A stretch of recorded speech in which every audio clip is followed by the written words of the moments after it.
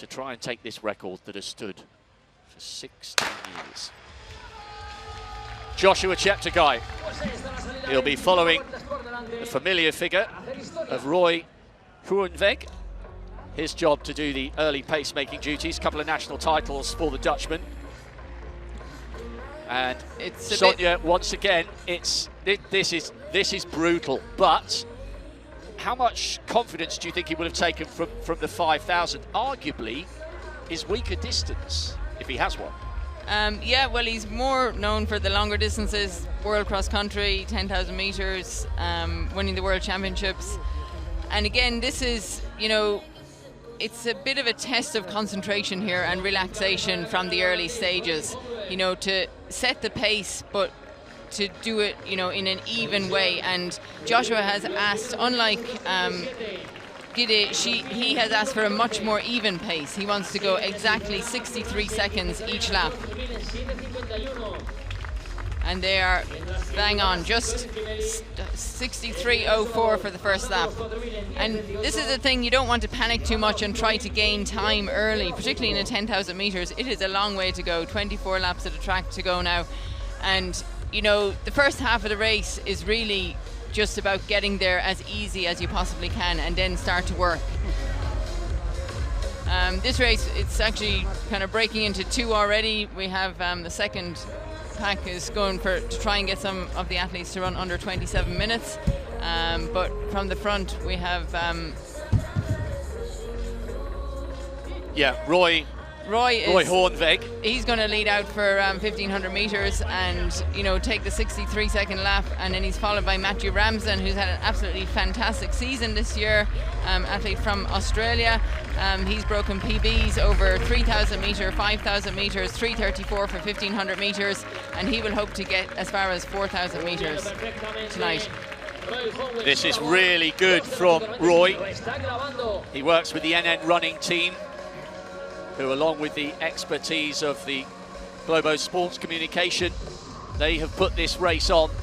And as I mentioned, if you're just joining us, we really hope you're enjoying this coverage free of charge around the world. The organisers decided they did not want to make a penny from tonight. They felt this needed to be a celebration of distance running. And Sonia, we said at the beginning, this is a really important night for our sport, because athletics doesn't always get the opportunity to sit front and centre. And it is tonight, and with the best of intentions from everybody involved. And what a night already, and what a start this evening. It's been an absolutely fantastic start to the night, and you know, it's a way of highlighting individual athletes. Oftentimes in track meets, we have so many events going on, track and field events, and you know, great performances can get lost in the night.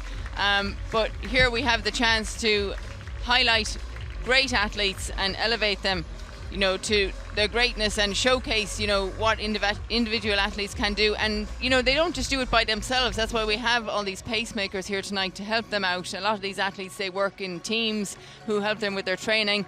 And then other athletes, you know, some of these athletes are the best athletes in the world, some of the best athletes in their countries, who are giving up their time to come and help here tonight, because that's what it takes. You know, pacemaking is not an easy job these days. You know, you need some really quality athletes to be able to maintain these paces and to help athletes to push the limits of, you know, the fastest times that anyone's ever run in the world before. And, you know, as the years go on, that gets harder and harder to do. Well, there's a real electricity around this tiny stadium, I can promise you that. There are people crowded round on the walls on street level. Just a reminder, the stadium is in a sort of fantastic natural amphitheatre. I believe we're on the site of the former riverbed, and there are man-made lakes, palm trees. It's a fantastic place to come and exercise. 62.9. He's okay at the moment. And we've just hit our first significant landmark for many people, the 4:12 mile. 4:13 is the pace that we're looking for. 5 miles to go in old language. And Matt Ramsden, it's his job now to get us, you know, to 3,000 meters. We're looking at 7:52. And then we'll see how far he can push on from there. But, you know, the pacemakers, you know, the the further they can go at the more even pace, and the more they can carry Joshua, you know, to the point where he will then have to start working himself. And, you know, that's probably when he will have to start looking at the lights here as well. And they are just, you know, running right on world record pace right now. They're not trying to get too far ahead of it because it's a long way to go, and you know, you just don't want to burn the energy too early in the race and save, you know, something for those last laps.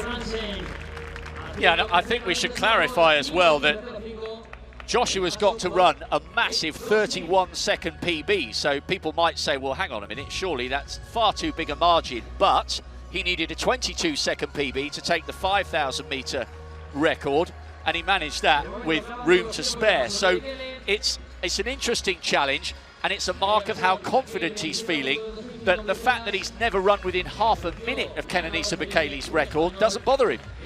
No, well, you know, I think he just wouldn't be looking at the record per se or what he has done himself in the past, but more, you know, focus on what he's done this year and, you know, what that equates to. And, you know, on paper, you know, he should, you know, be definitely within range of breaking this record. But, you know, it is a long way out here. It's a tough event. You know, it's quite different over 5,000 meters. You know, there's less laps you have to run by yourself. I think here he may be left with a lot more laps to run by himself, and you know, he will be actually after running at, you know, such a fast pace for a longer distance as well.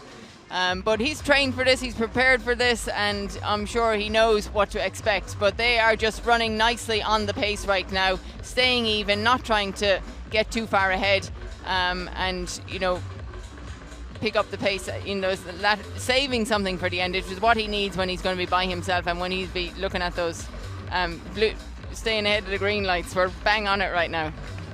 Yes, he's going to have to answer some savage questions. I was talking to his coach, Adi Ruta, had a fascinating hour with him the other day in the team hotel, and he was saying that Joshua has a massive appetite for pain, and that's what he needs. He says, I don't really need to equip him with any mental tools to try and cope with the pain. He's just born with a gift to take punishment, and that's what he's going to need to be able to do tonight. Absolutely, and he's got Nicholas Kipkorir here waiting to take over from Matt Ramsden once they get past 3,500 meters. And he has actually got the fastest time in the world this year for 10,000 meters at 26:58. Just a few weeks ago. So he knows what it's like to go the full distance. So he'll be aiming to run a little bit quicker than he's run just a few weeks ago, and help Joshua to get to a point where he's confident that he can take it home. Matt Ramsden's done a good job here. 7:52. They are absolutely bang on world record pace at the moment. There's Roy Hoenvig just in the foreground. He'll be delighted with what he's seeing so far. There's such a spirit of generosity amongst distance runners, which sounds like a cliche, but these guys and the men and women in the crowd who've run a 5,000 and 10,000 at whatever pace, they know this hurts. And you just have to look at how hard Ramsden is working here. You know, he's just got himself an extra 200 meters there, and that's just 1/3 into the race. You know, there's still a long way to go here. Joshua is looking pretty relaxed. Nicholas is also looking relaxed, and that is what you have to maintain for as long as possible into the race, because it's, you know, the laps are adding up here, and they are on pace. But I agree with you. He needs Nicholas to keep going as long as he possibly can. They've actually moved a little further up the trail of green lights. It's 5 in total. And then the front of the blue lights is set at 8 meters in front of world record pace to help the pacemakers. But Kipkorir Kameli, to use both of his surnames, he's a 12:51 man. third in the national cross country at the start of this year in Kenya, and that is absolutely no mean feat. Now the last lap was 62.9. This is good so far from Joshua Cheptegei. 62.4. This is what he needs, Sonia. It's metronomic. Yeah, just to be able to maintain that even pace, you know, a little bit under 63, a little bit over 63, you know, you just to keep that going for as long as possible. And, you know, I'm sure that Joshua Cheptegei, he will be able to pick up the pace over the last 4 laps, but he just wants to get there feeling good. And right now they are working really well together. I think Nicholas, he's not pushing too hard yet. He's will be the next key marker that we'll be looking for is the 5,000 meter mark, you know, to be passing to in 13:07. You know, that would be the national record in many countries. It's pretty astonishing that he'll be coming close to, you know, 13 minutes at the halfway split. I know, and I guess, again, we chatted over breakfast the other day. 13:06, 13:07 is ludicrous. As you say, that's world class, but if you look at the world record he set over 5,000 metres, 12:35, he's got the knowledge, bang on at the moment, he's got the knowledge that 12:35 he's run for 5,000. So if he goes through in 13:05, he can say to himself, I've run half a minute quicker than this, so I should be comfortable. Yeah, I think, you know, it's, you know, like watching the women's 5,000 metres, when you break it down into the laps, it's a very achievable, the 400 metre times, the 1,000 metre times, the halfway times, even 3,000 metres. But when you put it all together and add it all up, it does take a toll. And, you know, that's where he just has to continually maintain that constant, even pacing. And, you know, you can just see here the wave lights, they're keeping track of it. It will be interesting to talk to the athletes after and see if they have been helped by these lights or even notice them there. I think Gide definitely did, by the way, because she glanced back over her left shoulder a couple of times as she was hugging the bend. 63 on the nose for that one, 600 metres to go before we reach halfway. And there were a couple of little moments there where there were some gaps appearing between the Kenyan and the Ugandan, but Joshua Cheptegei has closed that up really nicely. We mentioned Uganda, and we're hoping that there'll be many people tuning in a very proud, beautiful country. So if you are watching from that brilliant East African nation, then Oliochia, I hope you're having a great time. And it's refreshing, Sonia, that with the likes of Stephen Kiprotich taking the marathon for Uganda in 2012 in London, and then we had Dorcas Nzakuru back in 05 winning the women's steeplechase, and Nakai won the women's 800 last year as Cheptegei took the 10,000. The Ugandans are beginning to become a force to be reckoned with in global distance running. It's not just about the Ethiopians and Kenyans anymore. No, it's more African nations, you know, seeing what their neighbours are doing and stepping up to the mark. And, you know, particularly you see it in the World Cross Country when you have the team event and the athletes are out there and they're encouraged by what they see from, you know, great athletes in the country. They want to be a part of this. And you know, Joshua, you need someone like Joshua as an inspiration to athletes to look up to. And you know, he's doing it that just tonight. Now he's really looks like he's sitting in the back pocket of Nicholas Kip career tonight, and he's as close as can be there now. I just wonder if he had 13:07, 73. That is bang on, you know, exactly what they need at halfway. You know, to run the same again will be the world record. So just to maintain this even pace and be able to pick it up, but it looks like he's going to have to go a long way, a long run for home right now. It's going to be 12 laps for Joshua Cheptegei. Yes, is the by Kenyan himself. Is he going to stop? I think he's just about had enough. This is the loneliness now of the long distance runner. Nicholas Kipkorir-Kameli is carrying on, but his duties of towing Joshua Cheptegei around to a world record have come to an end. Cheptegei is now on his own. He's being roared on though by a growing number of people sitting on the city wall. You might just be able to get a glimpse of them there to the left of the Estadi del Turia. I tell you what, this isn't the biggest stadium, and we've never seen a world record here until tonight, thanks to Kenenisa Bekele. I think a whole host of athletes would love to come and compete here. It's not huge. We're not talking about 40,000 people, even without the COVID restrictions, but there's an intimacy and there's a real atmosphere about this stadium and the way it's sort of formed in this Colosseum shape with people all around on the city walls. I think this is a cracking place for athletics. It's a stunning stadium. You know, the location and the positioning of it is unbelievable. You don't see many tracks like this anywhere in the world where they're dropped down a level. So the shelter here is, you know, on a windy day it would probably be not so, it would be very sheltered. But, you know, the conditions here tonight are absolutely perfect. Joshua, I'm sure he was hoping Nicholas would go a little bit further. They were hoping maybe 7K.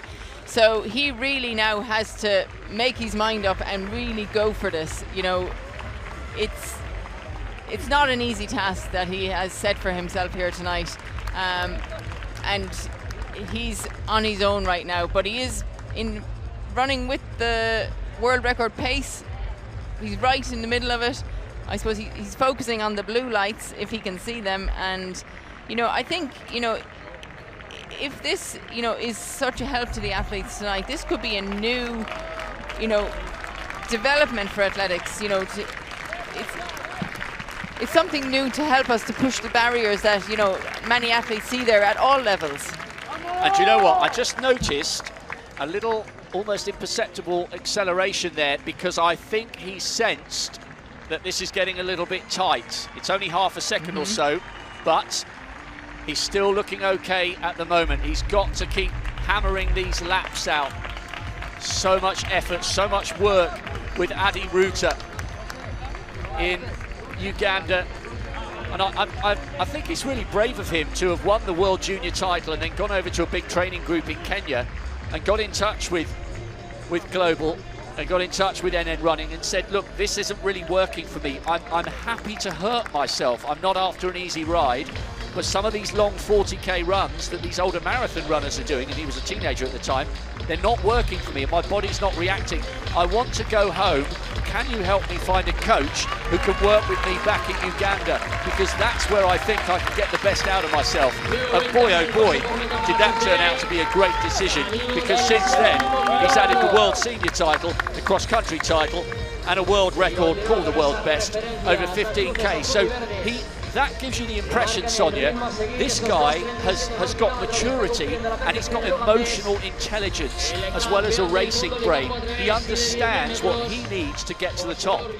He does, and that when you get that positive feedback and, you know, you set goals and targets for yourself and you achieve them, then you get a lot of momentum into, you know, the training that you're doing, the racing that you're doing. Your whole belief and confidence grows and you feel that anything is possible. You know, you start to believe that you can do anything, and I think that's what Joshua has done here. You know, he set the 5,000 meter world record 12:35. It looked so easy at the time, particularly the last 4 laps of that race, that I think he truly believes that, you know, he can achieve things that seem impossible. And looks like he is sitting on these lights here tonight. Now he's jumped onto the blue, which is great to see, with 8 laps to go. 17:50, and that's well ahead of the schedule here that we're looking at. 62.5 for that lap, and that may be the reason why he is on the blue lights, which, remember, are indicative of the pacemakers being 7 or 8 meters ahead of world record pace. He's trying to achieve something really special here. Kenenisa Bekele's world record has stood since 2005. Only 3 men have ever run inside 26:30. Bekele obviously with the world record, and the legendary cross-country runner Paul Turgat setting the world record, and Haile Gebrselassie as well. And he's picking up again here. He's giving himself some room for error towards the end of the race. It's a glittering list of men to have run under 26:30, and he's giving himself a great chance of joining them. He has, and he once again has hit one of his target times over on the back straight with 7 laps to go, so just under 3,000 meters to go here. And now he is definitely within the range that, you know, it starts to feel easy when you're in the single digits. You know, he's getting around there. It'll soon be down to 2 kilometers. 2 kilometers to go will really break it down in his head that he can actually do this. So I think he really has to concentrate. He can actually focus a little bit on the athletes that he is catching and passing here now. That will give him a little bit of motivation to, you know, push himself and to catch up and to go by quickly. And, you know, while also maintaining contact with the pace here. And I'm sure he will be keeping an eye on the clock every time he comes around. If you're a fan of the history of great sport, then what about the list of names he's trying to join as a 10,000 metre world record holder? Emil Zatopek first broke the 6 1/4 mile world best in Ostrava. There's a statue of him there. I was there for the Continental Cup and had a photo beneath it back in 1949. Then you move into the 60s. The legendary Australian distance runner Ron Clark, who got a bronze in 64 and then famously needed oxygen at the high altitude of 68. He's been a world record holder. Lassie Viren in the 70s, a 4-time Olympic champion, did the double in 72 and 76. And then you move in to the likes of the 90s. 3 times Haile Gebrselassie has held this record. Paul Tergat as well. All of them with glittering careers in cross-country and track and the road. Tergat, the first man under 2:05 for the marathon. Gebrselassie was the first man under 2:04. Both of them proud holders of the 10,000 metre world record before it passed to Kenenisa Bekele, a 6-time long course cross-country world champion and a triple Olympic champion, 5,000 and 10,000 metres. It's a glittering list of who's who in terms of the all-time greats. And that's the kind of company that Joshua Cheptegei would be in if he can somehow keep this going. And I tell you what, Sonia, he's getting a standing ovation from the crowd here, even though he's got 5 to go. And he's just passed through with 2 kilometers to go, and he is still on world record pace. In fact, he is under 1 world record pace. You know, as each lap goes by, he's just going to get more and more motivation to belief and confidence that he is able to do this. And right now, he is still maintaining that relaxation that we saw in Monaco over the 5,000 metres. I think for, you know, someone who's a 5,000 metre runner, a 10,000 metre runner, when they see 1 mile to go, 1 lap or 4 laps of the track to go, that is a small, you know, it's not something that is unachievable for them. They're kind of what I would call within range of really racing to achieve the record. This is absolutely incredible. Wherever you're watching this in the world, I hope you're enjoying this. Distance running, free to view anywhere on the planet, because we're watching something really, really special here. This was the NN Valencia World Record Day. We've seen one, surely we can't be on the way to seeing another, can we? 62.9, lap after lap after lap. He's edging ever closer to a place in the history books. He's only run twice this year, Sonia, and on both occasions he's broken a world record. World 5K on the roads back in February in Monaco, then the 5,000 metres on the track in August. If he does this though, there's such a mystique, there's such a majesty about the 10,000 metres, 25 soul-destroying laps of a track. I think this would beat the other 2. I think this would be the key run of the year, and I'd actually rank this alongside winning the 10,000 last year in Doha. This would be some achievement. I think it would just be another stamp of approval of his greatness, and it's hard to even hear what's going on here now with 3 laps to go, and this is very, very possible. We're 23 up, that's another 63-second lap there. I mean, he's just like knocking off these laps even after even, and I can see a sprint coming for the last lap. So I don't know, I think we can start, we want to stand up and start celebrating right now, but with 1 kilometre to go, you know, this is where, you know, the concentration may turn into racing. And, you know, there's a number of athletes that he's lapping here to chase. 23, 36, with 1 kilometre to go. He is 1.5 seconds under his projected time, which is well under world record pace. So this is definitely, it's been world record day in Valencia today. It's been named that. This could be a holiday after tonight. This is so exciting. We really hope you're enjoying this. I just can't stop smiling. I can't believe what we're in the process of witnessing here. If he can keep it going. 2 laps to go. And if you're watching this with a little brother or a sister, or a son or a daughter, or a niece or a nephew, get them down to your local athletics track. This is the most accessible, friendly sport in the world. If you can run, or jump, or throw, you can be a world-class athlete. There is no barrier where our sport is concerned, and these are the kind of images that inspire the next generation of global stars, not only perhaps in Uganda or across Africa, but around the world. He is standing as a symbol of all that is great. He's pouring his heart and soul into this record attempt, into this journey to greatness that he is relentlessly pursuing with painful session after painful session. And he's tantalizingly close now to doing something he may not have thought was possible 6 or 7 years ago. The world junior champion, the world senior champion has 400 meters to go. Can he do it? Can he keep it going? He's ahead of the green lights at the moment. Another 63, but 63.8. He's getting tired. But he's flying the flag brilliantly for Uganda. He comes from the Sabini tribe, who traditionally have a low standing in Ugandan culture, but he's rewriting what's possible in his country. He's a shining example of all that is possible with determination. He's a slight man, but he's big in personality, big in talent, and big in ambition. This has been absolutely incredible here. Coming round. He's just got to keep driving. Kenenisa Bekele's time, 26:17. We've seen one world record. I think we might be about to see another. This has been absolutely fantastic. The hairs on the back of my neck are standing to attention. It's a standing ovation from everyone here. He has roared with the heart of an African lion. He's delivered. It's a world record for Joshua Cheptegei, the Commonwealth champion. The world champion is the fastest man in history, over 6¼ miles. And this is a night that will never be forgotten by any of us who were privileged enough to be here. He has shone like a star in the night sky of Spain. That was incredible.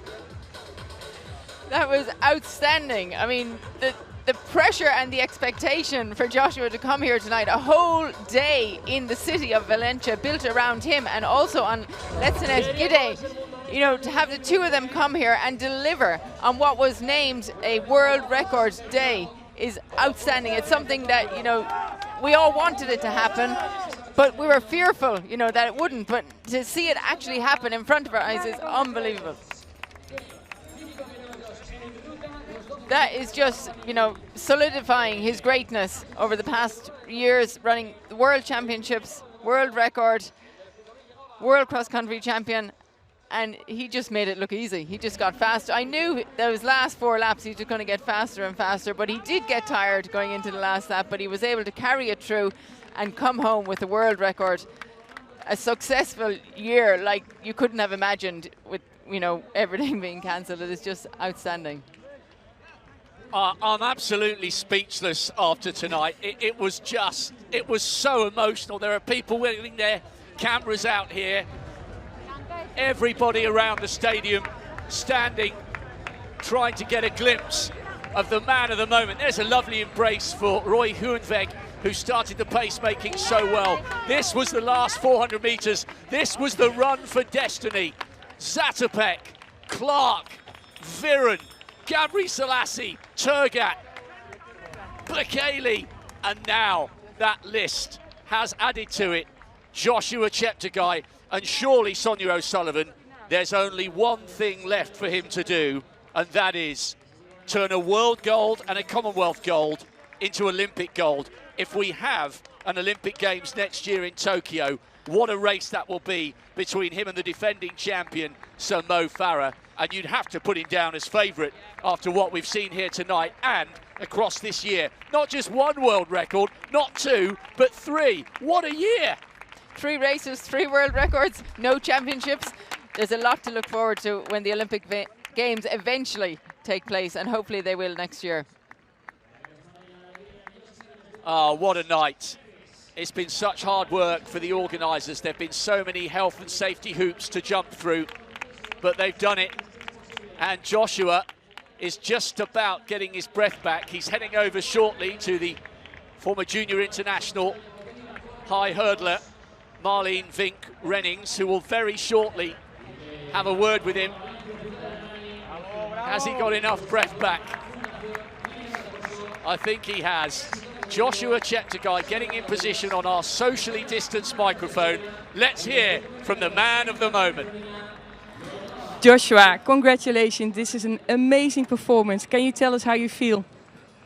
Yeah.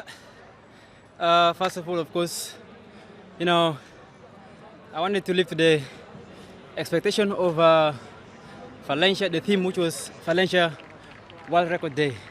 So it feels really well to me that I fulfill my dream. You have shown many amazing performances. What is this performance? What does it mean to you? I think it means something great to me. You know, we are trying to write history into the track again. People, of course, we want to make people to know that the track is still exciting, and we want to give it all, you know, and so that the sports lovers in the world can have the benefit of the time by seeing us, you know. And what does it mean in this year of COVID? You know, we live in a difficult situation now with COVID, but this event can still give us joy, can still give us hope for tomorrow. Knowing that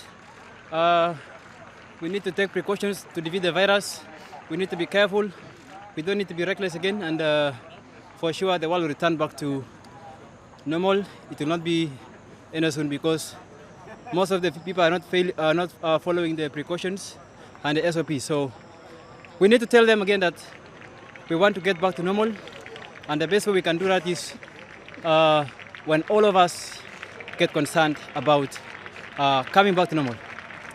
You said in your press conference that you want to be the greatest. Does this bring you closer? I think this is just like it lays a foundation of what can still happen and what I want to achieve in the years to come. Thank you very much, Joshua, and please celebrate tonight this beautiful world record. Thank you, fans. Thank you, guys. Thank you for the support. Thank you. What a talismanic figure he is turning out to be for this great sport of athletics, proudly taking the Ugandan flag. We can hardly believe, Sonia O'Sullivan and I, what we've seen tonight. We just can't stop smiling and laughing. It's been absolutely incredible.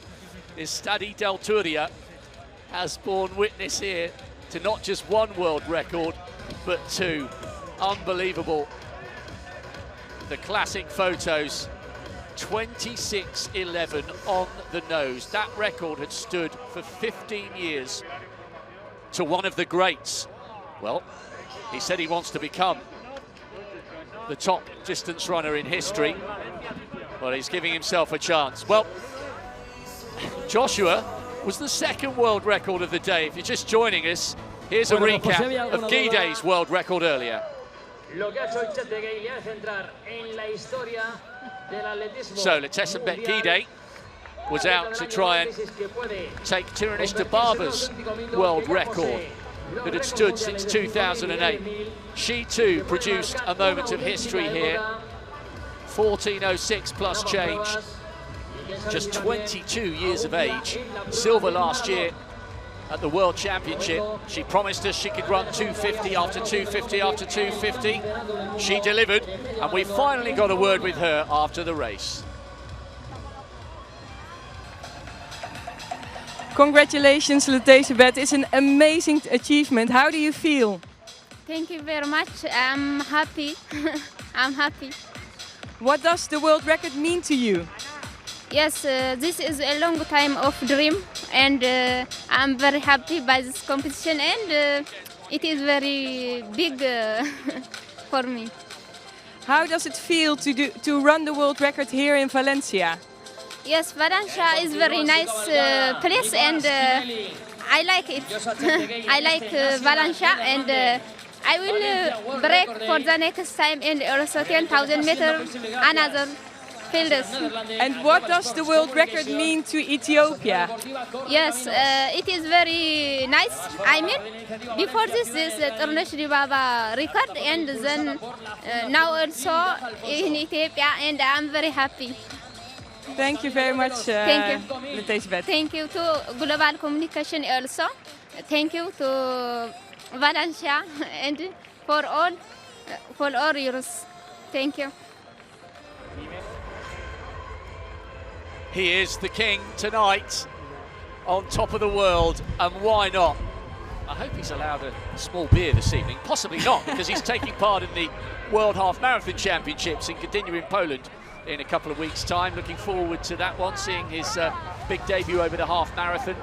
But what a night. Sonia, your reflections on an extraordinary hour for distance running and for athletics. Absolutely extraordinary. It's been such a special evening. I can't possibly have imagined that this was going to happen tonight. You know, you set these things up, you build them up, but you know, there's always that, you know, uncertainty of what's actually going to happen when the athletes line up and race, because you know, you just don't know. But to have the results there tonight, to have those two fantastic races, it will be the most memorable night for the times that we're living in at the moment. For anybody who was able to be here tonight to witness it live in the stadium, up on the walls outside the stadium, I think they will remember this for the rest of their lives. And they will all be supporting Joshua at the Olympics next year. And Lieutenant Gide also, of course. Yeah, I totally agree. There's something just really honest and likeable about Joshua Cheptegei. He says he wants to change the course of secondary education in his country. He's got big ambitions, and not just within the framework of distance running. The last 50 metres, he stuck out his tongue. He promised he'd deliver. He's raced 3 times this year and broken the world record on every single occasion. He will be the toast of Uganda tonight and tomorrow. And when he eventually gets home, there will be the most almighty socially distanced party. We really hope you've enjoyed the action tonight from Estadi del Turia. 2 proud Africans are sitting on top of the world. Kenenisa Bekele and Joshua Cheptegei have delivered a night none of us will ever forget. Thanks ever so much for your company. See you next time. Goodbye.